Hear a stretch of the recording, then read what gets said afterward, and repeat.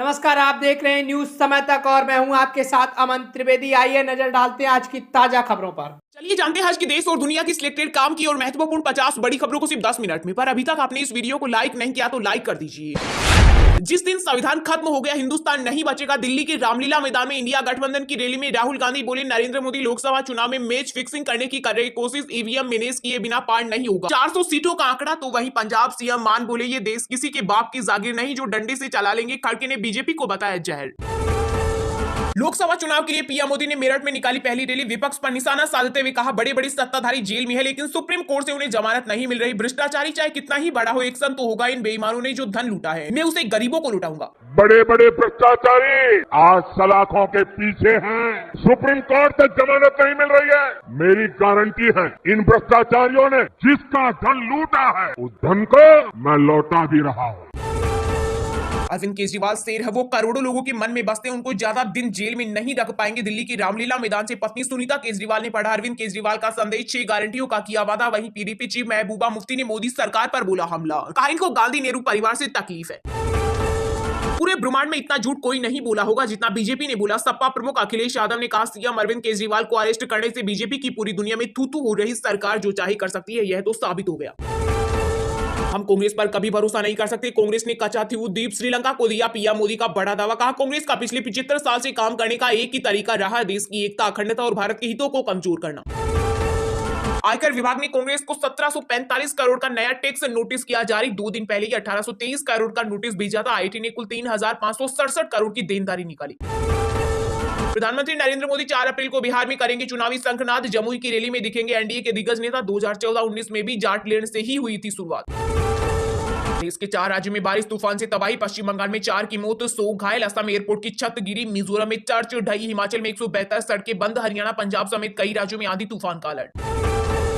2026 तक असम कांग्रेस में नहीं रहेंगे हिंदू। वहीं साल 2032 तक सभी मुस्लिम भी कांग्रेस का साथ छोड़ देंगे। सीएम हेमंत बिस्वा शर्मा के बयान ने मचाया सियासी घमासान। सीएम केजरीवाल से रोजाना 5 घंटे पूछताछ, नहीं बता रहे आईफोन का पासवर्ड। ईडी ने एप्पल से संपर्क किया। मुख्यमंत्री बोले, फोन में चुनावी रणनीति। राष्ट्रपति द्रौपदी मुर्मू ने लालकृष्ण आडवाणी के घर जाकर उन्हें देश के सर्वोच्च नागरिक सम्मान भारत रत्न से किया सम्मानित। इस मौके पर पीएम मोदी, उपराष्ट्रपति जगदीप धनखड़ और पूर्व उपराष्ट्रपति वेंकैया नायडू भी रहे मौजूद। बीजेपी खुद अपनी पार्टी के नेताओं को भी दिखाती है ईडी सीबीआई का डर। कांग्रेस अध्यक्ष मल्लिकार्जुन खड़गे बोले, मोदी सरकार नहीं हटेगी तो इस देश में लोकतंत्र नहीं बचेगा। भाजपा की विचारधारा को हटाकर ही देश कर सकता है विकास।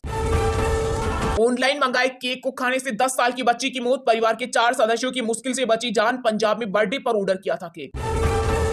इनोवेटर और पर्यावरण कार्यकर्ता सोनम वांगचुक के बाद लेह में 70 महिलाएं अनशन पर बैठी। 8 डिग्री सेल्सियस में भूख हड़ताल कर रही। लद्दाख को पूर्ण राज्य बनाने की मांग। अभी तो ट्रेलर ही देखा है, संभव को संभव किया पीएम मोदी के इतना कहते ही मेरठ रैली में खूब मचा शोर। सेना ने दिखाया दम, तैयार है हम। 17वीं कोर का annual air defence firing demonstration हुआ। एयर अटैक का जवाब देने की तैयारी पर की। बढ़ रही पॉपुलरिटी। ब्रिटेन की नामी मैगजीन द इकोनॉमिस्ट ने की पीएम मोदी की तारीफ। कहा तीसरी बार मोदी सरकार, वो दुनिया के नेताओं से बहुत अलग है।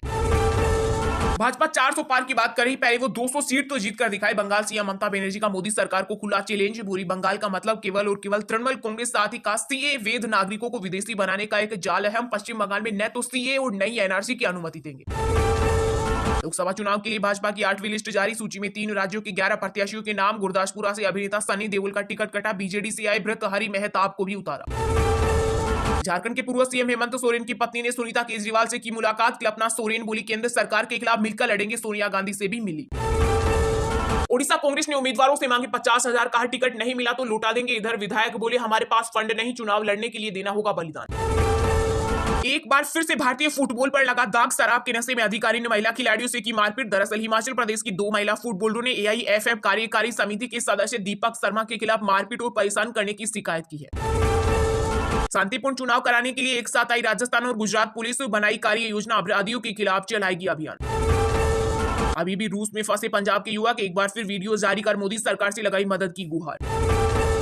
सपा प्रमुख अखिलेश यादव की रनर टू विनर स्ट्रेटेजी। 2019 के लोकसभा चुनाव में दूसरे नंबर पर रही 31 सीटों के लिए बनाए स्पेशल प्लान। प्रत्याशियों की सिलेक्शन और बूथ मैनेजमेंट से जीत का टारगेट किया सेट।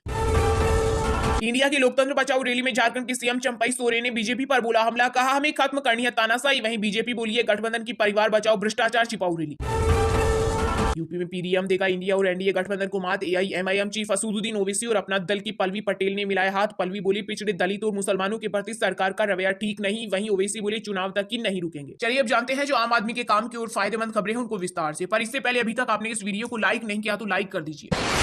जिस दिन संविधान खत्म हो गया हिंदुस्तान नहीं बचेगा। दिल्ली के रामलीला मैदान में इंडिया ब्लॉक की रैली में राहुल गांधी बोले नरेंद्र मोदी लोकसभा चुनाव में मैच फिक्सिंग करने की कर रही कोशिश ईवीएम मैनेज किए बिना पार नहीं होगा। 400 सीटों का आंकड़ा। जिसका लोकसभा चुनाव 2024 का आगाज हो चुका है और सभी दल अपने अपने तरीकों से चुनाव प्रचार के अभियान में लगे हुए हैं। वहीं बीते दिन विपक्षी दलों के इंडिया अलायंस द्वारा दिल्ली के रामलीला मैदान में एक मेगा रैली का आयोजन किया गया। इसमें 27 विपक्षी दलों के कई प्रमुख नेता शामिल हुए। विपक्षी गठबंधन ने इस रैली को लोकतंत्र बचाओ रैली नाम दिया। इस दौरान गठबंधन की महारैली में राहुल गांधी ने कहा आजकल आईपीएल मैच चल रहे हैं। आप सबने मैच फिक्सिंग शब्द सुना होगा। जब बेईमानी से एम्पायर पर दबाव डालकर खिलाड़ियों को खरीदकर मैच जीता जाता है तो इसे मैच फिक्सिंग कहा जाता है। हमारे सामने लोकसभा का चुनाव है। हमारी टीम में से मैच शुरू होने से पहले 2 खिलाड़ियों को गिरफ्तार करके अंदर कर दिया गया। पीएम मोदी चुनाव में मैच फिक्सिंग करने की कोशिश कर रही है। ये उनका 400 पार का नारा है। वो बिना मैच फिक्सिंग के 80 पार नहीं हो सकती। कांग्रेस नेता ने आगे कहा हिंदुस्तान के संविधान को देश की गरीब जनता के हाथ से छीनने के लिए ये मैच फिक्सिंग की जा रही है। जिस दिन ये संविधान खत्म हो गया उस दिन ये हिंदुस्तान नहीं बचेगा। राहुल ने कहा ये मैच फिक्सिंग पीएम मोदी और हिंदुस्तान के 3-4 सबसे बड़े अरबपति मिलकर कर रहे हैं। जिस दिन मैच फिक्सिंग कामयाब हो गया उस दिन हमारा संविधान खत्म हो जाएगा। ये सोचते हैं कि धमकाकर और डराकर पुलिस सीबीआई ईडी आईटी के साथ देश चलाया जा सकता है। गांधी ने कहा हिंदुस्तान की आवाज को नहीं दबा सकते हो। 40 साल से सबसे ज्यादा बेरोजगारी हिंदुस्तान में आज है। 1% लोगों के पास हिंदुस्तान का पूरा धन है। इसके अलावा राहुल गांधी ने नोटबंदी जीएसटी पर भी सवाल उठाए। उन्होंने कहा कि नोटबंदी और जीएसटी लागू होने से आखिर किसको फायदा हुआ? इससे किसी को फायदा नहीं हुआ। हम कांग्रेस पर कभी भरोसा नहीं कर सकते। श्रीलंका को कच्चा तेल द्वीप सौंपने पर पीएम मोदी ने बोला हमला। कहा कांग्रेस का पिछले 75 साल से काम करने का एक ही तरीका है देश की एकता अखंडता और भारत के हितों को कमजोर करना। जिसका कच्चा तेल द्वीप को श्रीलंका को हस्तांतरित करने के मामले में नए खुलासे के बाद चुनावी मौसम में कोलाहल मच गया है। कच्चा तेल द्वीप को श्रीलंका को देने के लिए तत्कालीन प्रधानमंत्री इंदिरा गांधी के कार्यकाल के दौरान साल 1974 में एक समझौता किया गया था जिसके तहत भारत ने इस द्वीप पर पड़ोसी देश के दावे को स्वीकार कर लिया था। नए खुलासे के बाद प्रधानमंत्री नरेंद्र मोदी ने कांग्रेस को आड़े हाथ लिया। उन्होंने कहा कि यह आंखें खोलने और चौंकाने वाला है। कांग्रेस ने कच्चा तेल को कैसे जाने दिया इसको लेकर नए खुलासे हुए। इससे हर भारतीय में गुस्सा है और लोगों के मन मस्तिष्क में एक बार फिर से यह बात पुष्ट हुई है कि हम कांग्रेस पर कभी भरोसा नहीं कर सकते। कांग्रेस का पिछले 75 साल से काम करने का एक ही तरीका देश की एकता अखंडता और भारत के हितों को कमजोर करना। पीएम ने कच्चा तेल पर एक आरटीआई रिपोर्ट का हवाला देकर सोशल मीडिया पर यह बात कही। इस आरटीआई रिपोर्ट में बताया गया है कि 1974 में इंदिरा गांधी की सरकार ने इस द्वीप को श्रीलंका को गिफ्ट कर दिया था। प्रधानमंत्री ने अपनी पोस्ट में कहा कि कांग्रेस पिछले 75 साल से भारत की एकता और अखंडता को कमजोर करने का काम कर रही है। दरअसल रिपोर्ट के मुताबिक इंदिरा ने तमिलनाडु में लोकसभा कैंपेन को देखते हुए यह समझौता किया था। 1974 में इंदिरा गांधी की सरकार ने इस द्वीप को श्रीलंका को गिफ्ट कर दिया था। 1974 में दोनों देशों के बीच 2 बैठकें हुई। पहली बैठक 26 जून को कोलंबो में और दूसरी बैठक 28 जून को दिल्ली में हुई। दोनों बैठकों में द्वीप श्रीलंका को देने पर सहमति बनी। रिपोर्ट में कहा गया कि समझौते में कुछ शर्तें रखी गई जैसे भारतीय मछुआरे अपना जाल सुखाने के लिए इस द्वीप पर जा सकेंगे। इसके अलावा द्वीप पर बने चर्च में भारतीय लोगों की बिना वीजा एंट्री होगी।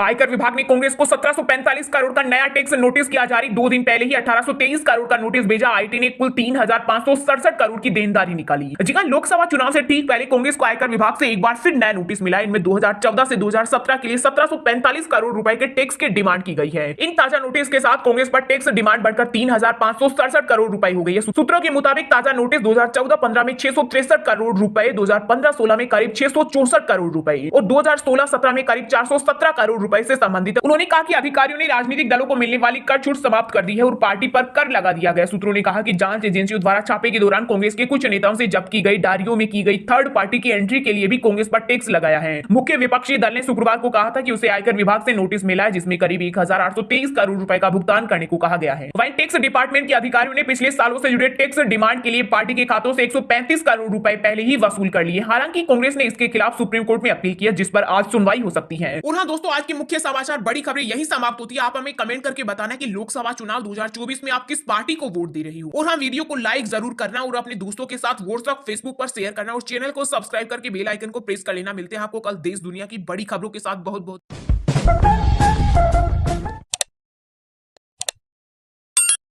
फिलहाल खबर में इतना ही। तब तक के लिए देखते रहिएगा न्यूज समय तक और दीजिए यानी हमें यानी कि अमन त्रिवेदी को इजाजत। नमस्कार।